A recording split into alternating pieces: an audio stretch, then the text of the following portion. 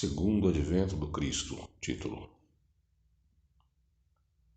Disse então Jesus a seus discípulos: Se algum quiser vir nas minhas pegadas, renuncie a si mesmo, tome a sua cruz e siga-me.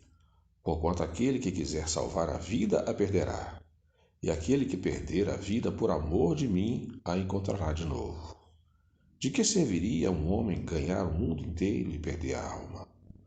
Ou por esse preço poderá o homem comprar sua alma depois de a ter perdido?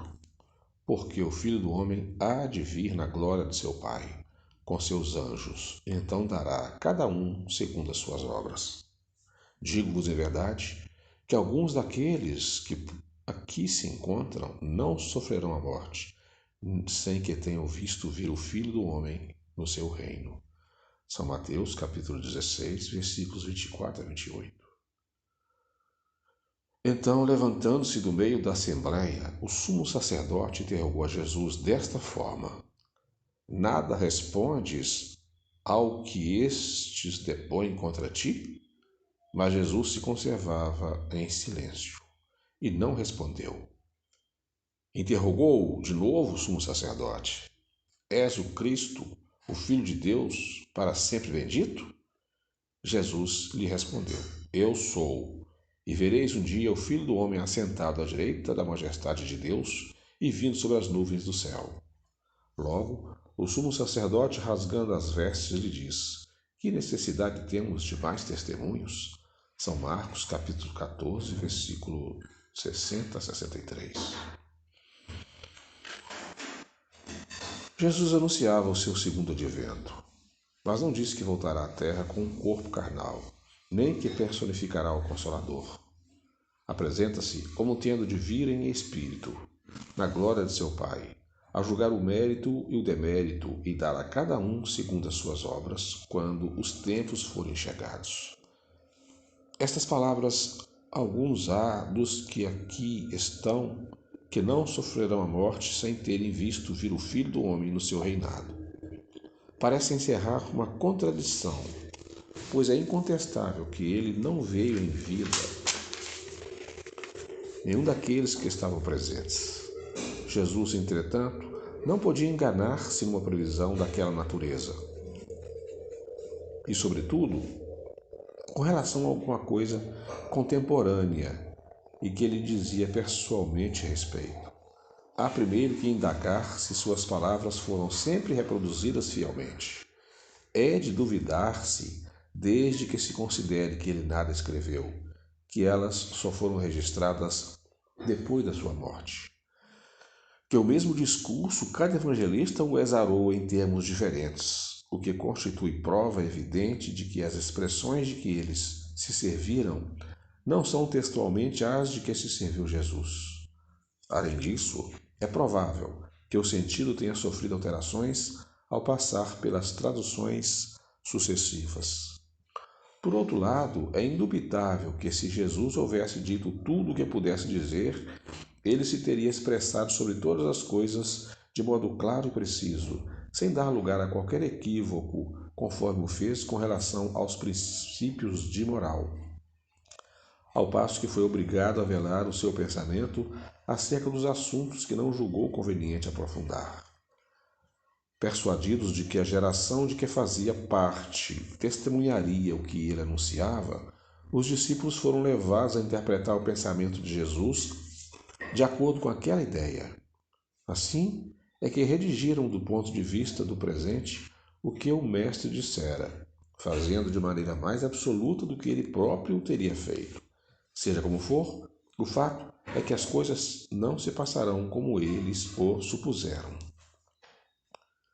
A grande e importante lei da reencarnação foi um dos pontos capitais que Jesus não pôde desenvolver, porque os homens do seu tempo não se achavam suficientemente preparados para a ideia dessa ordem e para suas consequências.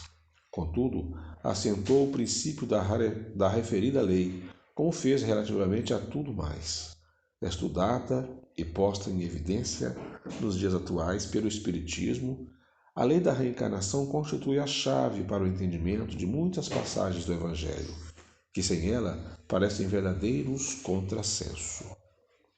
É por meio dessa lei que se encontra a explicação racional das palavras acima, admitidas que sejam como textuais, uma vez que ela não pode ser aplicada às pessoas dos apóstolos. É evidente que se referem ao futuro reinado do Cristo, isto é, ao tempo em que a sua doutrina mais bem compreendida for lei universal, dizendo que alguns dos ali presentes na ocasião veriam o seu advento. Ele forçosamente se referia aos que estarão vivos de novo nessa época. Os judeus, porém, imaginavam que lhes seria dado ver tudo o que Jesus anunciava e tomava ao pé da letra suas frases alegóricas. Aliás, algumas de suas predições se realizaram no devido tempo, tais como a ruína de Jerusalém, as desgraças que se lhe seguiram e a dispersão dos judeus. Sua visão, porém, se projetava muito mais longe, de sorte que, quando falava do presente, sempre aludia ao futuro. Título: Sinais precursores. Também ouvireis falar de guerra e de rumores de guerra. Tratai de não vos perturbardes, porquanto é preciso que essas coisas se deem. Mas ainda não será o fim, pois ver-se-á povo levantar-se contra povo, e reino contra reino, e haverá pestes, fomes e tremores de terra em diversos lugares. Todas essas coisas serão apenas o começo das dores. São Mateus, capítulo 24, versículos 6 a 8. Então, o irmão entregará o irmão para ser morto. Os filhos se levantarão contra seus pais, e suas mães e os farão morrer. Sereis odiados de toda a gente por causa do meu nome, mas aquele que perseverar até o fim será salvo. São Marcos, capítulo 13, versículos 12 e 13. Quando virdes que a abominação da desolação, que foi predita pelo profeta Daniel, está no lugar santo, que aquele que lê entenda bem o que lê. Fuja então para as montanhas os que estiverem na Judéia. Não desça aquele que estiver no telhado para levar de sua casa qualquer coisa, e não volte para apanhar suas roupas aquele que estiver no campo. Mas ai das mulheres que estiverem grávidas ou amamentando nesses dias. Pedi a Deus que a vossa fuga não se dê durante o inverno, nem em dia de sábado, porquanto a aflição desse tempo será tão grande como ainda não houve igual desde o começo do mundo até o presente, e como nunca mais haverá. E se esses dias não forem abreviados, nenhum homem se salvaria, mas esses dias serão abreviados em favor dos eleitos. São Mateus, capítulo 24, capítulos 15 a 22. Versículos 15 a 22. Logo depois desses dias de aflição, o sol se obscurecerá, e a lua deixará de dar a sua luz. As estrelas cairão do céu e as potestades do céu serão abaladas. Então, o sinal do Filho do Homem aparecerá do céu, e todos os povos da terra estarão em prantos e em gemidos, e verão o Filho do Homem vindo sobre as nuvens do céu com grande majestade. Ele enviará seus anjos, que farão ouvir a voz retumbante de suas trombetas e que reunirão seus eleitos dos quatro cantos do mundo, de uma extremidade à outra do céu. Aprendei uma comparação tirada da figueira.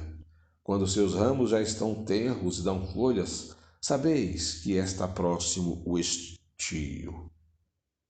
Do mesmo modo, quando virdes todas essas coisas, sabei que vem próximo o Filho do Homem, que ele se acha como que à porta. Digo-vos em verdade que essa raça não passará, sem que todas essas coisas se tenham cumprido. São Mateus, capítulo 24, versículos 29 a 34. E aconteceu no advento do Filho do Homem o que aconteceu no tempo de Noé. Pois como nos últimos tempos antes do dilúvio, os homens comiam e bebiam, se casavam e casavam seus filhos, até o dia em que Noé entrou na arca. E assim como eles não conheceram o momento do dilúvio, senão quando este sobreveio e arrebatou toda a gente, assim também será no advento do Filho do Homem. São Mateus, capítulo 24, versículos 37 a 39. Quanto a esse dia e a essa hora, ninguém o sabe, nem os anjos que estão no céu, nem o Filho, mas somente o Pai. São Marcos, capítulo 3, versículo 32. Em verdade vos digo, chorareis e gemereis, e o mundo se rejubilará. Estareis em tristeza, mas a vossa tristeza se mudará em alegria. Uma mulher, quando dá à luz, está em dor, porque é vinda a sua hora. Mas depois que ela dá à luz um filho, não mais se lembra de todos os males que sofreu, pela alegria que experimenta de haver posto no mundo um homem. É assim que agora estáis em tristeza, mas eu vos verei de novo, e o vosso coração rejubilará, e ninguém vos arrebatará a vossa alegria. São João capítulo 16, versículos 20 a 22. Levantar-se-ão muitos falsos profetas, que seduzirão a muitas pessoas, e porque abundará a iniquidade, a caridade de muitos esfriará. Mas aquele que perseverar até o fim será salvo, e este evangelho do reino será pregado em toda a terra, para servir de testemunho a todas as nações. É então que o fim chegará. São Mateus, capítulo 24, versículos 11 a 14. É evidentemente alegórico esse quadro do fim dos tempos, como a maioria dos que Jesus compunha. Pelo seu vigor, as imagens que ele encerra são de natureza a impressionar inteligências ainda rudes. Para tocar fortemente aquelas imaginações pouco sutis, era necessária a pintura vigorosa de cores bem acentuadas. Ele se dirigia principalmente ao povo, aos homens menos esclarecidos, incapazes de compreender as abstrações metafísicas e de apanhar a delicadeza das formas. A fim de atingir o coração, fazia-se-lhe mister falar aos olhos com o auxílio de sinais materiais e aos ouvidos por meio de força da linguagem. Como consequência natural daquela disposição de espírito, a suprema potestade, segundo a crença de então, não era possível manifestar-se, a não ser por meio de fatos extraordinários, sobrenaturais. Quanto mais impossíveis fossem esses fatos, tanto mais facilmente aceita era a probabilidade deles. O Filho do Homem a vir sobre nuvens, com grande majestade, cercado de seus anjos e ao som de trombetas, lhes parecia de muito maior importância do que a simples vinda de uma entidade investida apenas do poder moral. Por isso mesmo, os judeus que esperavam no Messias um rei terreno, mais poderoso do que todos os outros reis, destinado a colocar-lhe a nação à frente de todas as demais e a reerguer o trono de Davi e de Salomão, não quiseram reconhecê-lo no humilde filho de um carpinteiro sem autoridade material. No entanto, aquele pobre proletário da Judéia se tornou o maior entre os grandes. Conquistou para sua soberania maior número de reinos do que os mais poderosos potentados.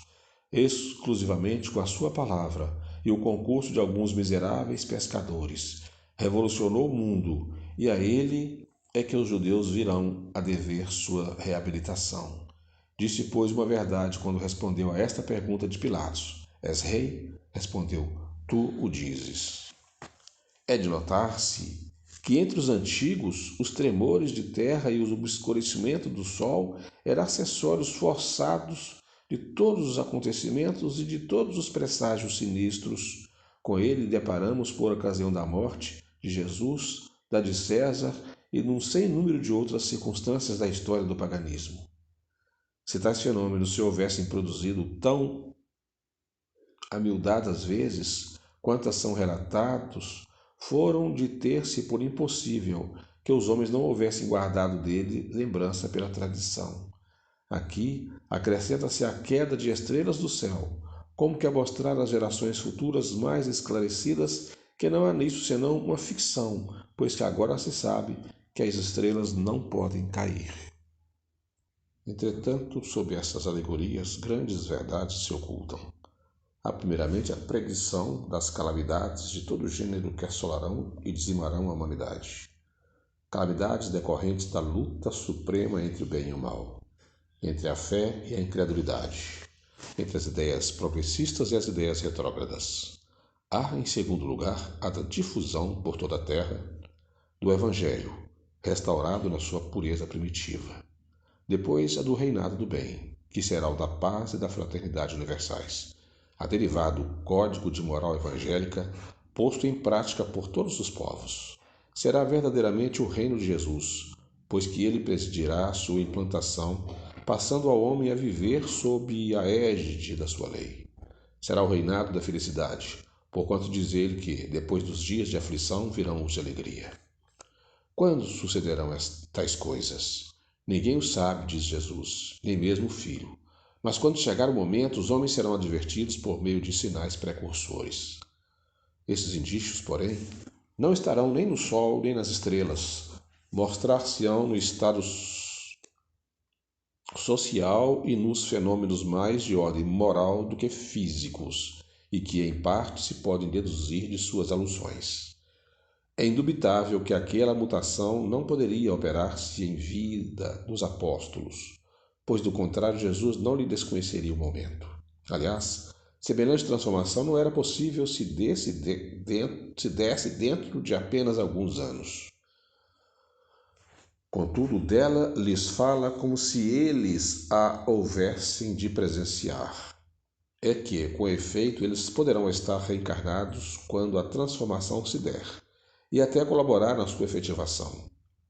Ele ora, fala da sorte próxima de Jerusalém, ora toma esse fato por ponto de referência ao que ocorreria no futuro. Será que, predizendo a sua segunda vinda, era o fim do mundo o que Jesus anunciava, dizendo: quando o Evangelho for pregado por toda a terra, então é que virá o fim? Não é racional, se suponha, que Deus destrua o mundo precisamente quando ele entre no caminho do progresso moral pela prática dos ensinos evangélicos. Nada, aliás, nas palavras de Jesus indica uma destruição universal, que em tais condições não se justificaria.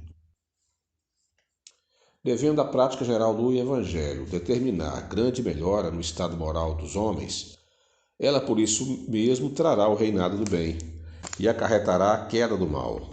É, pois, o fim do mundo velho, do mundo governado pelos preconceitos, pelo orgulho e pelo egoísmo, pelo fanatismo, pela incredulidade, pela cupidez e por todas as paixões pecaminosas que o Cristo aludia ao dizer: quando o Evangelho for pregado por toda a terra, então é que virá o fim. Esse fim, porém, para chegar, ocasionaria uma luta, e é dessa luta que advirão os males por ele previstos.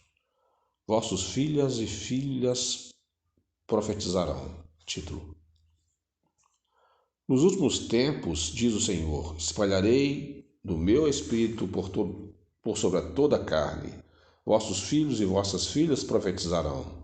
Vossos jovens terão visões e vossos velhos terão sonhos.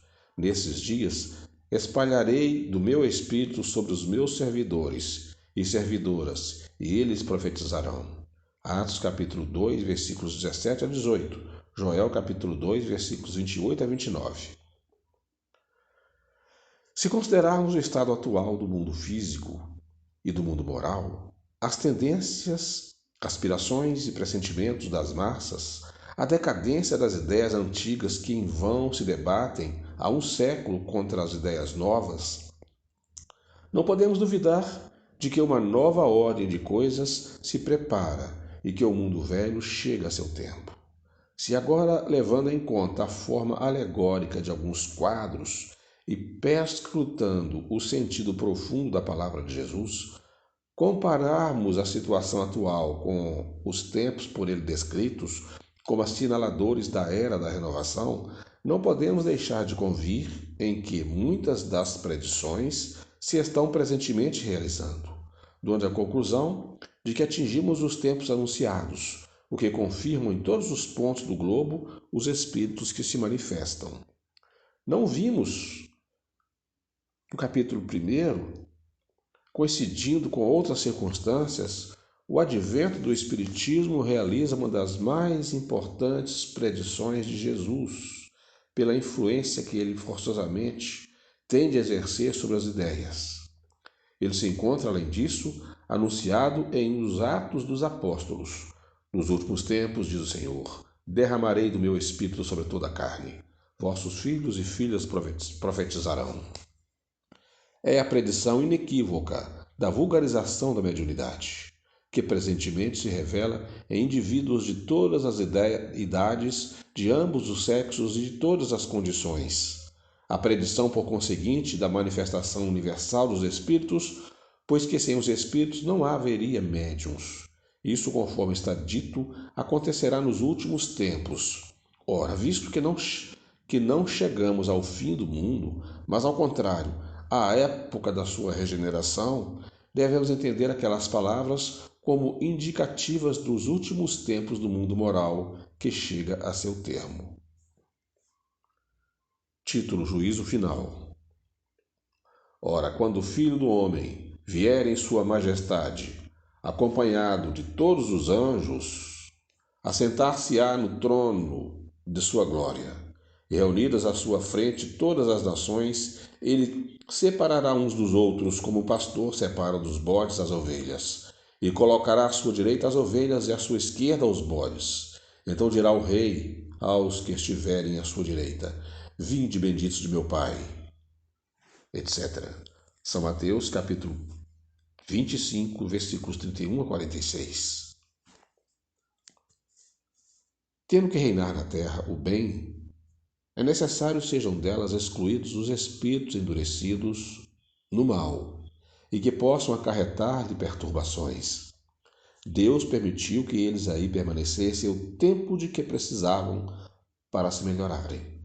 Mas, chegado o momento em que, pelo progresso moral de seus habitantes, o globo terráqueo tende a ascender na hierarquia dos mundos, interdito será ele como morada a encarnados e desencarnados que não hajam aproveitado os ensinamentos que uns e outros se achavam em condições de as receber. Serão exilados para mundos inferiores, como foram outrora para a terra os da raça adâmica, vindo substituí-los espíritos melhores. Essa separação a que Jesus presidirá é que se acha figurada por estas palavras sobre o juízo final. Abre aspas. Os bons passarão à minha direita e os maus à minha esquerda. A doutrina de um juízo final, único e universal, pondo fim para sempre à humanidade, repugna à razão, por implicar a inatividade de Deus durante a eternidade que precedeu a criação da terra e durante a eternidade que se seguirá à sua destruição. Que utilidade teria, então, o Sol, a Lua e as estrelas, que, segundo a Gênese, foram feitos para iluminar o mundo? Causa espanto que tão imensa obra se haja produzido para tão pouco tempo e a benefício de serem voltados de antemão, em sua maioria, ao suplício eterno. Materialmente, a ideia de um julgamento único seria até certo ponto admissível para os que não procuram a razão das coisas, quando se cria ou acreditava que a humanidade toda se achava concentrada na Terra e que para seus habitantes fora feito tudo o que o universo contém. É, porém, inadmissível desde que se sabe que há milhares de mundos semelhantes que perpetuam as humanidades pela eternidade em fora e entre os quais a Terra é dos menos consideráveis, simples ponto imperceptível. Vê-se só por esse fato que Jesus tinha razão de declarar a seus discípulos: há muitas coisas que não vos posso dizer, porque não as compreenderíeis, dado que o progresso das ciências era indispensável para uma interpretação legítima de algumas de suas palavras. Certamente, os apóstolos São Paulo e os primeiros discípulos teriam estabelecido de modo muito diverso alguns dogmas se tivessem os conhecimentos astronômicos, geológicos, físicos, químicos e fisiológicos, psicológicos que hoje possuímos. Daí vem o ter Jesus adiado a completação de seus ensinos e anunciado que todas as coisas haviam de ser restabelecidas. Moralmente, o juízo definitivo e sem apelação não se concilia com a bondade infinita do Criador, que Jesus nos apresenta de contínuo como um bom Pai, que deixa sempre aberta uma senda para o arrependimento e que está pronto sempre a estender os braços ao filho pródigo. Se Jesus entendesse o juízo naquele sentido, desmentiria suas próprias palavras. Ao demais, se o juízo final houvesse de apanhar de improviso os homens em meio de seus trabalhos ordinários e grávidas as mulheres, caberia perguntar-se com que fim Deus, que não faz coisa alguma inútil ou injusta, faria nascer-se em crianças e criaria almas novas naquele momento supremo, no termo fatal da humanidade. Seria para submetê-la a julgamento logo ao sair do ventre materno, antes de terem consciência de si mesma, quando há outros milhares de anos foram concedidos para se inteirarem do que respeita à própria individualidade? Para que lado direito ou esquerdo iriam essas almas que ainda não são nem boas nem más, e para as quais, no entanto, todos os caminhos de ulterior progresso se encontrariam desde então fechados, visto que a humanidade não mais existiria? Conservem-nas os que se contentam com semelhantes crenças. Estão no seu direito, e ninguém nada tem que dizer a isso. Mas não achem mal que nem toda a gente partirem delas. O juízo pelo processo da imigração, conforme ficou explicado acima, é racional. Funda-se na mais vigorosa justiça, visto que conserva para o espírito eternamente o seu livre-arbítrio. Não constitui privilégio para ninguém. A todas as suas criaturas, sem exceção alguma, concede Deus igual liberdade de ação para progredirem. O próprio aniquilamento de um mundo acarretando a destruição do corpo, nenhuma interrupção ocasionará a marcha progressiva do espírito.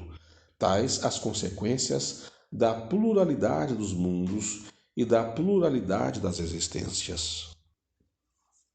Segundo essa interpretação, não é exata a qualificação de juízo final, pois que os espíritos passam por análogas fieiras a cada renovação dos mundos por eles habitados, até que atinjam um certo grau de perfeição. Não há, portanto, juízo final propriamente dito, mas juízos gerais em todas as épocas de renovação parcial ou total da população dos mundos, por efeito dos quais se operam as grandes emigrações e imigrações de espíritos.